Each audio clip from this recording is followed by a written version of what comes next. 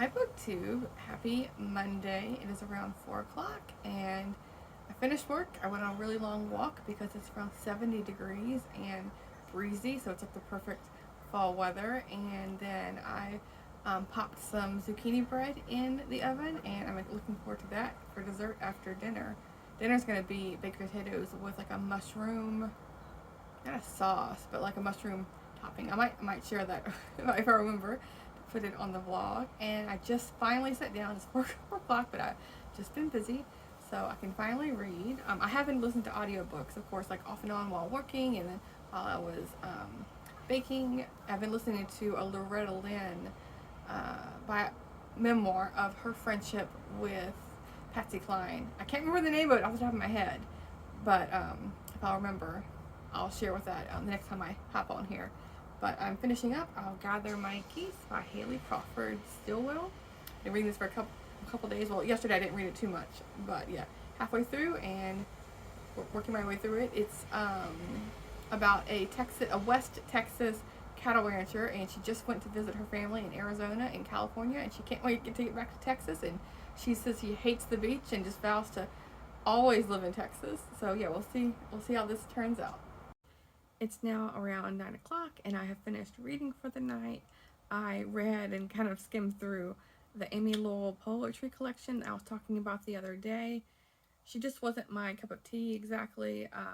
I haven't read any of her poetry before. I'm not sure exactly how I found her actually, but I was just trying to get through some of the borrows that were expiring on Hoopla, and so yeah, that was just okay. Like the first part of the collection was her interpretation and inspiration from the Japanese haiku poetry, and so she was like making it her own. And then the last sections were like poetry, like love poetry poems to her lover or whatever, I don't know, but it was okay. I don't know. I don't think I read anything else by her. But yeah, I don't know how in the world I heard about her. But anyway, okay, so I'm trying to branch out occasionally with new authors, and poetry is not always my jam. Like I really like Mary Oliver and a couple other poets, but I do try and like experiment with like classic poetry and whatnot. So that being said, the other book I finished was I'll Gather My Geese by Haley Crawford Stillwell. I know I've mentioned this a couple of times. And the last fourth of the book, or a little bit more than that, was really focusing on them dealing with the Great Depression, and not just like loss of money and the economy and their kids going off to war during World War II and all that, but the Dust Bowl and severe drought just went on and on and on, and you feel like there's never going to get any relief. They're in the West Bend area of Texas, and it's, desert area, and just, yeah, it's like heartbreaking kind of to read about. But then when I was like, after I finished this book, I was looking up the authors, because I know in the back, the little bio here on the I can't see what the camera is showing or not. Hopefully you can see this, because I can't see what the camera is showing. But it's saying she taught school, managed a restaurant, and raised children. She was a justice of the peace and a news reporter. So with all of that, like that, most of that wasn't covered in the book. And so I was like, maybe she's written other books, and she has. There's one other book, something with, this is I'll Gather My Geese. The other one was like something with goose in the title.